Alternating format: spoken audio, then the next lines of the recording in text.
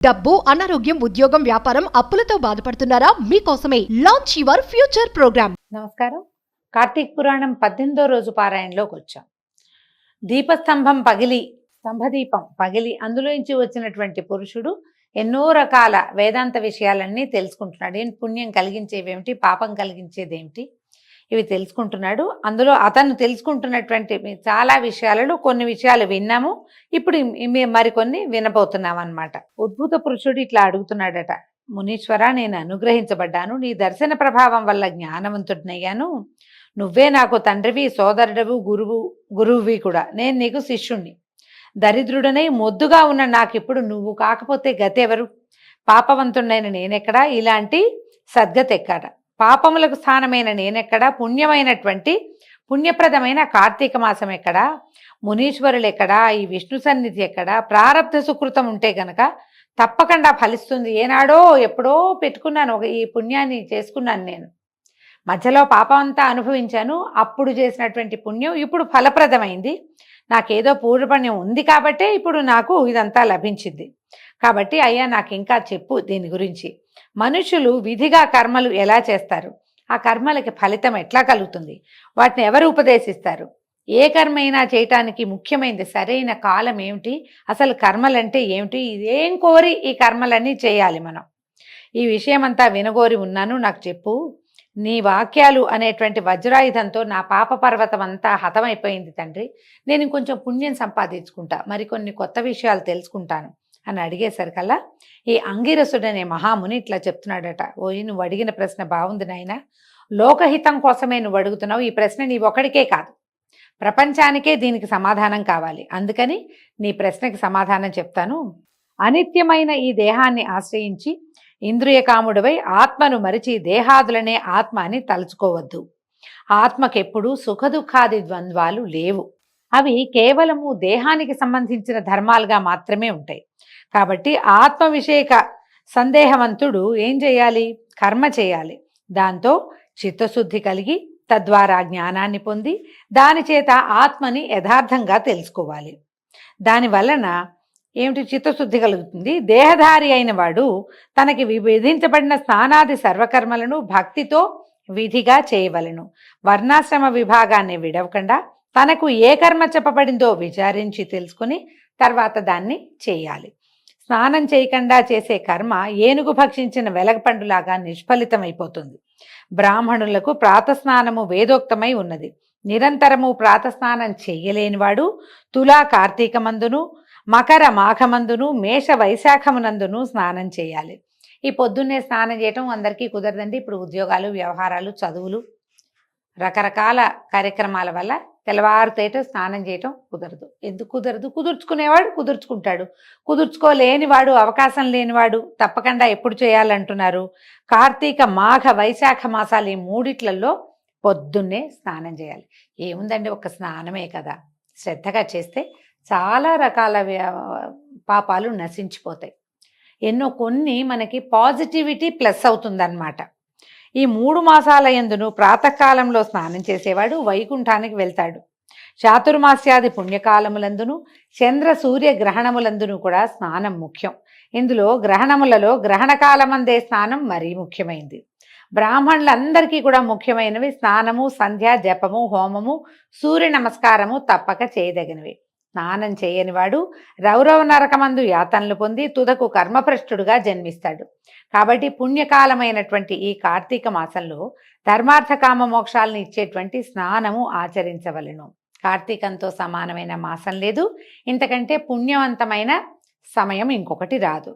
ఏ ప్రకారం వేదంతో సమానమైన శాస్త్రం లేదో, గంగతో సమానమైన తీర్థం లేదో, బ్రాహ్మణ్యంతో సమానమైనటువంటి జాతి లేదో, భార్యతో సమానమైన సుఖము లేదో, ధర్మంతో సమానమైన మిత్రము లేదో, నేత్రముతో సమానమైన జ్యోతిష్షు వెలుగు లేదో, కేశవునితో సమానమైన దేవుడు లేడో, అట్లాగే కార్తీకంతో సమానమైనటువంటి మాసం లేదు.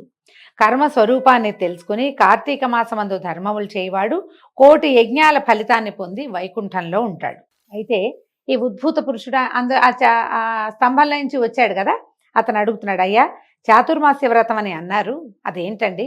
అది పూర్వం ఎవరితోటి చేయబడింది, ఈ వ్రత విధిని ఎలా చేయాలి, ఈ వ్రతానికి ఏం ఫలితం వస్తుంది, దాన్ని చేసేవాడికి ఎలాంటిది లభిస్తుంది, ఆచరించే మనుష్యుడు ఏ లోకానికి పోతాడు, అది చెప్పమన్నాడు. అనేసరికల్లా అప్పుడు ఈయన అన్నాడట, అంగిరస్ మహాముని, పోయి నువ్వు మనుష్యులకి బంధువుగా ఉన్నావు, నీ ప్రశ్నలన్నీ లోకోపకారమే, లోకానికి ఉపకారం జరుగుతాయి అని చెప్పి ఏం చెప్పారట, విష్ణుమూర్తి లక్ష్మితో కూడా ఆషాఢ శుద్ధ దశమి దినమున పాలసముద్రమందు నిద్ర అనుమిషతో శయనించును. మనం తొలి ఏకాదశిగా చెప్పుకుంటాం కదా, దశమి వెళ్ళి ఏకాదశి రాగానే పడుకుంటాడు స్వామివారు, అందుకని దశమి అని చెప్తారు, కానీ మనం ఏకాదశినే నియమంగా చేసుకుంటాం. ఆ రోజున యోగ నిద్ర మిషతోటి శయనిస్తాడు. తిరిగి కార్తీక శుక్ల ద్వాదశి రోజున అంటే ఏకాదశి వెళ్తూనే లేస్తారనమాట. ఇది చాతుర్మాస్యం, అంటే 4 నెలల కాలం. ఈ 4 మాసాలు విష్ణుమూర్తికి నిద్రాసుఖాన్ని ఇచ్చేవి. అంటే హరి 8 మాసాలు వ్యాపారముతో ఉండి, అంటే ఈ క్రియ అంతా ఈ భూమండలాన్ని పాలించే క్రియలో ఉండి, సర్వప్రపంచాన్ని పాలించేవాడే కదా మహావిష్ణువు. పాలన కార్యక్రమం 8 నెలలు చేసి ఈ 4 మాసాలు విరమణ చేస్తాడు. ఆయన పాలనా వ్యవహారంలో లేడు, ఇక నిద్రపోతాడనమాట, పడుకుంటాడు. విష్ణువుకి నిద్రాసుఖాన్ని ఇస్తుంది కాబట్టి ఇది పుణ్యకాలం. ఈ కాలంలో హరిని ధ్యానించేవాడు విష్ణులోకాన్ని పొందుతాడు.